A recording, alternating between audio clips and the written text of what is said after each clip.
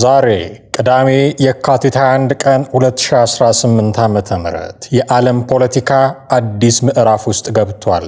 ፕሬዝዳንት ዶናልድ ትራምፕ ኦፕሬሽን ኤፒክ ፍሪ የተሰኘውን መጠነ ሰፊ የጦርነት እርምጃ በኢራን ላይ ማወጃቸውን ተከትሎ ቀጠናው ወደማይታወቅ የጦርነት አዙሪት ውስጥ ገብቷል።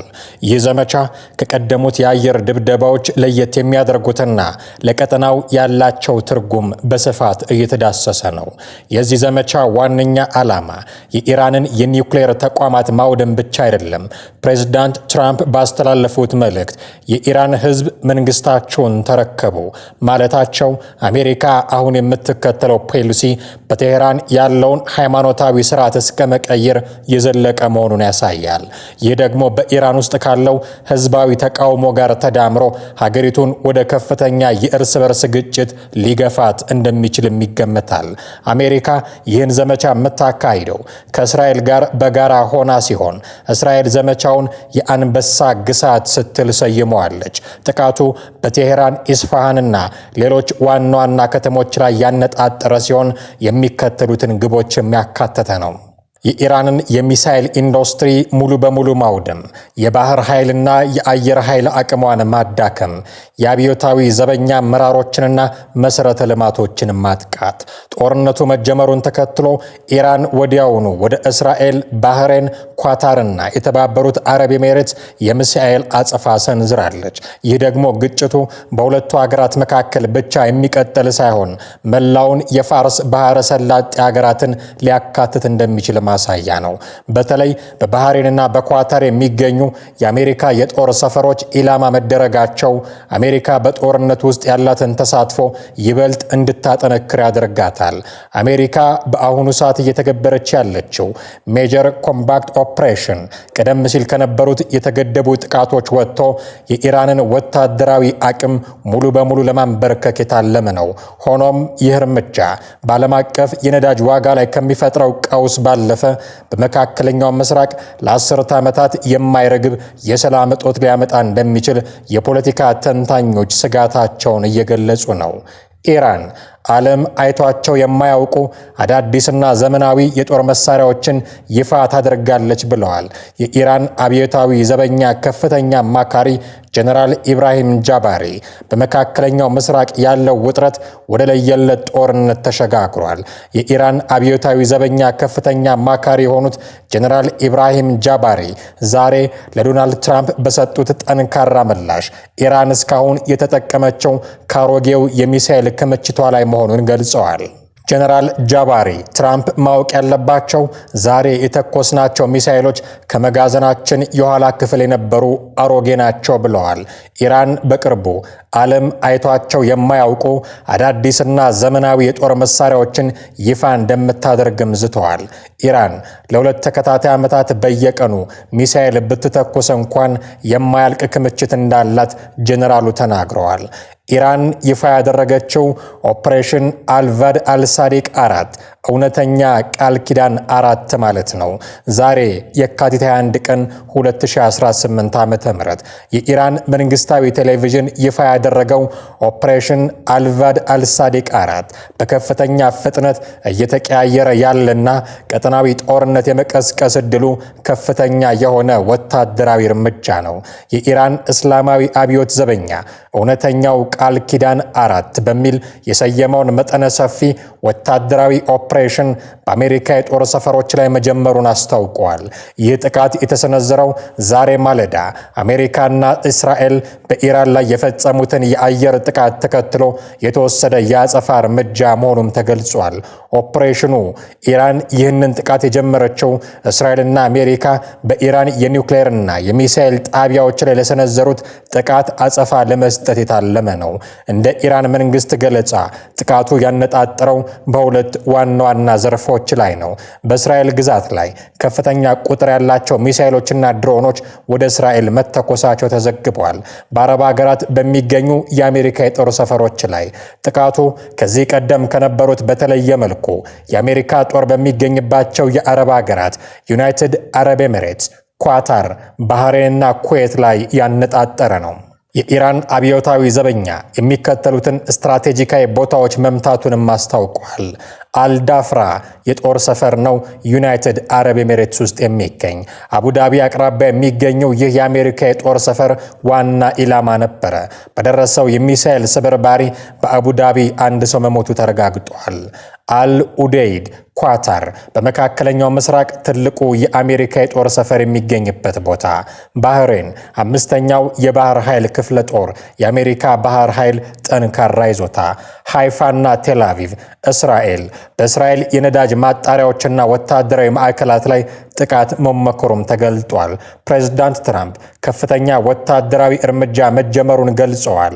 ይህ ጥቃት ኢራን ከአሜሪካ ጋር በኒውክሌር ጉዳይ ላይ በኦማን በኩል ድርድር በጀመረችበት ዋዜማ መከሰቱ ድርድሩን ሙሉ በሙሉ አክሽፎታል። ሩሲያ በዲሚትሪ ሜድቬዴቭ በኩል አሜሪካ ድርድሩን እንደ ሽፋን በመጠቀም ጥቃት ፈጽማለች ስትል ወቅሳለች። ይሁን እንጂ ሩሲያ ከትራምፕ ጋር ያላትን ግንኙነት ላለማበላሸት በቀጥታ ጦርነት ውስጥ ከመግባት ልትቆጠብ እንደምትችልም ይገመታል። ዩናይትድ አረብ ኤሚሬትስ፣ ሳውዲ አረቢያና ሌሎች የባህረ ሰላጤው ሀገራት የአየር ክልላቸውን ዘግተዋል። ጥቃቱ በእነሱ ግዛት ላይ ባሉ የአሜሪካ ጦር ሰፈሮች ላይ ማነጣጠሩ ሀገራቱን ከፍተኛ የደህንነት ስጋት ውስጥም ጥሏቸዋል። የኢራን መንግስታዊ ቴሌቪዥን የዚህን የአጸፋ ኦፕሬሽን ጥቃት ከማብሰሩ ጥቂት ቀናት በፊት የእስራኤል ከፍተኛ ባለስልጣናትን ጠቅላይ ሚኒስትር ኔታንያሁና የመከላከያ ሚኒስትር ካትዝን ጨምሮ የግድያ ዝርዝር ውስጥ ይፋ አድርጎ ነበረ። ይህም ኢራን ወደፊት ያልተገደበ ጦርነት ውስጥ ለመግባት መዘጋጀቷን የሚያሳይ ምልክት ተደርጎ ተወስዷል። ትልቁ ጦርነት ተጀምሯል። ጠላት ግን ካቀደው ግብ አልደረሰም። ጥቃቱ ገና ከመጀመሪያው ከሽፏል ብላለች ኢራን። በአሜሪካና በእስራኤል ጥምረት በኢራን ላይ የተሰነዘረው መጠነ ሰፊ ጥቃት ቀጥሏል። በዚህ ጥቃት በደቡባዊ ኢራን በሚገኝ የአንደኛ ደረጃ የሴቶች ትምህርት ቤት ላይ በደረሰ የሚሳኤል ድብደባ የሟቾች ቁጥር 51 መድረሱ ተረጋግጧል። የኢራን ባለስልጣናት ድርጊቱን በተማሪዎች ላይ የተፈጸመ የሽብር ጥቃት ሲሉ ኮንነውታል። የሳተላይት ምስሎች በቴሄራን የሚገኘው የኢራን ከፍተኛ መሪ ዋና መስሪያ ቤት ከፍተኛ ውድመት እንደደረሰበት ያሳያሉ። በተጨማሪም በሩሲያ ቴክኒሻኖች የሚተዳደረውና የኢራን ብቸኛው የኒውክሌር ኃይል ማመንጫ በሆነው ቡሻህር አካባቢም ጥቃቶች መፈጸማቸው ተዘግበዋል። የኢራን የውጭ ጉዳይ ሚኒስትር አባስ አራቅቺ ለሳውዲ አረቢያ፣ ለተባበሩት አረብ ኤሚሬትስ፣ ለኳታር፣ ለኩዌት፣ ለባህሬንና ለኢራቅ የውጭ ጉዳይ ሚኒስትሮች በስልክ ባስተላለፉት መልእክት ግዛታቸውን ለአሜሪካና ለእስራኤል ጥቃት መነሻ የሚያደርጉ ሀገራት ሁሉ የጥቃት ኢላማ እንደሚሆኑ አስጠንቅቀዋል። በባህሬን የሚገኘው የአሜሪካ የባህር ኃይል ጠንካራ ጥቃት ማስተናገዱንና በአሁኑ ወቅት ከፍተኛ እሳት በስፍራው ላይ እየነደደ መሆኑ ተገልጿል። የአሜሪካ ባለስልጣናት በታሪካችን እንዲህ ያለ የተቀናጀና አደገኛ ጥቃት በጦር ሰፈሮቻችን ላይ ደርሶ አያውቅም ብለዋል። የኢራን ብሔራዊ ደህንነት ምክር ቤት በሀገሪቱ ውስጥ ካሉ ሰላዮችና ቀጥረኞች ጋር በተያያዘ ጥብቅ እርምጃ እንደሚወስድም አስታውቋል። የፓርላማው አፈ ጉባኤ አማካሪ በበኩላቸው ትልቁ ጦርነት ተጀምሯል፣ ጠላት ግን ካቀደው ግብ አልደረሰም፣ ጥቃቱ ገና ከመጀመሪያው ከሽፏል ሲሉ የኢራንን ዝግጁነት ገልጸዋል። የአሜሪካን ወታደራዊ የበላይነት የሚፈታተኑ ምስጢራዊ መሳሪያዎችም ተገኝተዋል። አሜሪካንን ያስደነገጠው የኢራን አዲሱ የመከላከያ ጋሻ። ፖለቲኮ እንደዘገበው ኢራን የአሜሪካን አውሮፕላኖች ከ200 ኪሎ ሜትር ርቀት ላይ ማሰናከል ወይንም ጃም ማድረግ የሚችሉ ዘመናዊ የራዳር ስርዓቶችን ታጥቃለች። የአሜሪካ ጦር አንድን ኢላማ ሙሉ በሙሉ ከጥቅም ውጭ የሚያደርጉ የኦፕቲካል ኢላማ መቆጣጠሪያ ስርዓቶችን ይጠቀማል። ልክ የዴልታ ኃይል የቬንዙዌላውን ፕሬዝዳንት ማዱሮን በቁጥጥር ስር በዋሉበት ወቅት በቀላሉ እንዳደረጉት። ይሁን እንጂ በአዲሱ የሩሲያ ቴክኖሎጂ ምክንያት ሁኔታው በ180 ዲግሪ ይቀየራል ተብሎ ይጠበቃል።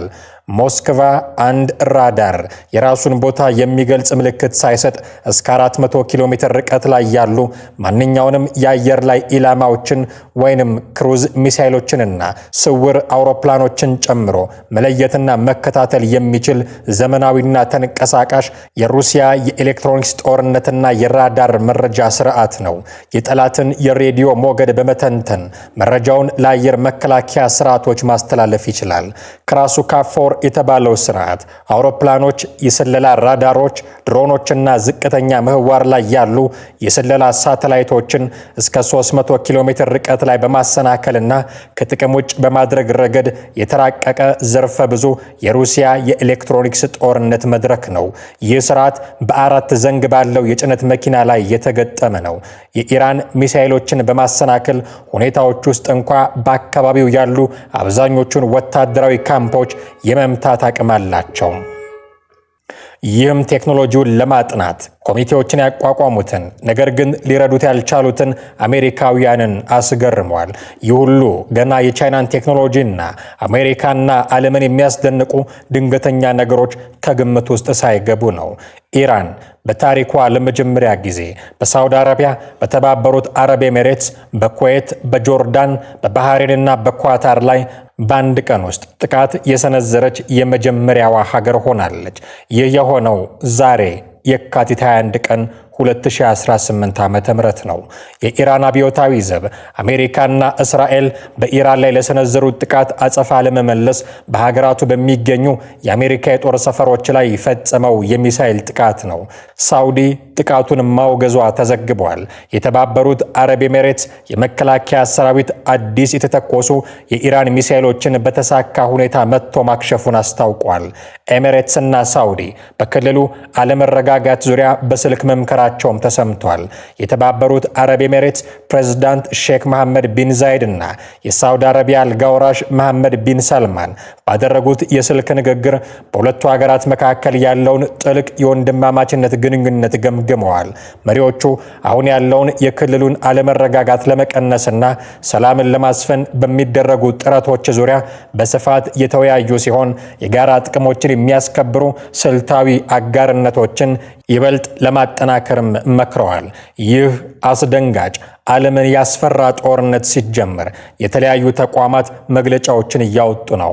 የአፍሪካ ህብረት ኮሚሽን ሊቀመንበር ክቡር መሐሙድ አሊ የሱፍ አሜሪካ ከእስራኤል ኃይሎች ጋር በመቀናጀት በኢራን ኢስላማዊ ሪፐብሊክ ውስጥ በሚገኘው የኒውክሌር ጣቢያና ሌሎች ኢላማዎች ላይ የፈጸሙትን ወታደራዊ ጥቃት ተከትሎ ጥልቅ ስጋታቸውን ገልጸዋል።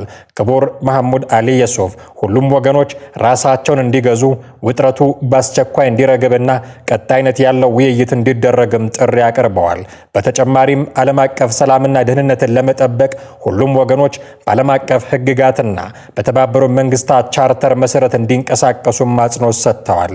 ሊቀመንበሩ ግጭቱ ይበልጥ ተባብሶ መቀጠሉ በዓለም አቀፍ ደረጃ አለመረጋጋትን ከመፍጠሩ ባለፈ በነዳጅ ገበያ፣ በምግብ ዋስትናና በኢኮኖሚ ጥንካሬ ላይ በተለይም ግጭትና የኢኮኖሚ ጫና ባለባቸው የአፍሪካ ሀገራት ላይ ከባድ ተጽዕኖ እንደሚኖረው ማስጠንቀቀዋል።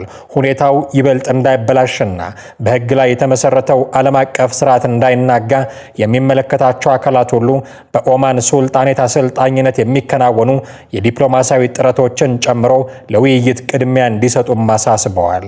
የዓለም አቀፉ አቶሚክ ኢነርጂ በበኩሉ በኢራን የኢስፋን ምስጢራዊ ዋሻዎች የኒውክሌር እንቅስቃሴ ላይ አስቸኳይ ማስጠንቀቂያ ሰጥቷል። ዓለም አቀፉ የአቶሚክ ኢነርጂ ኤጀንሲ ኢራን በኢስፋሃን በሚገኘው የምድር ውስጥ የዋሻ ኮምፕሌክስ ውስጥ ከፍተኛ መጠን ያለው የበለጸገ ዩራኒየም ማከማቸቷን በመጥቀስ አስቸኳይ የፍተሻ ጥሪ ማቅረቡን መረጃዎች አመልክተዋል። ኤጀንሲው አርብ ዕለት ለአባል አገራቱ ባሰራጨው ሪፖርት ኢራን እስከ 60 በመቶ የደረሰና ለኒውክሌር ጦር መሳሪያ ዝግጅት እጅግ የቀረበ የዩራኒየም ክምችት እንዳላት ያረጋገጠ ሲሆን በተለይም ባለፈው ዓመት በተካሄደው የ12 ቀናት ጦርነት ወቅት አሜሪካ ደመሰስኩት ባለችው የኢስፋን የኒውክሌር ጣቢያ ላይ ተቆጣጣሪዎች የገቡበት እድል አለመኖሩ ከፍተኛ ስጋት መፍጠሩንም ገልጿል። በሳተላይት ምስሎች በዋሻው መግቢያ አካባቢ የሚታዩ የተሽከርካሪዎች እንቅስቃሴ ዩራኒየሙ በዚያው መከማቸቱን እንደሚያሳዩ የገለጸው ሪፖርቱ ኢራን አራተኛ የዩራኒየም ማበልጸጊያ ጣቢያ እየገነባች መሆኗን ብትገልጽም ኤጀንሲው ግን እስካሁን ትክክለኛ ቦታውንም ሆነ ያለበትን የሥራ ሁኔታ እንደማያውቅ ይፋ አድርጓል።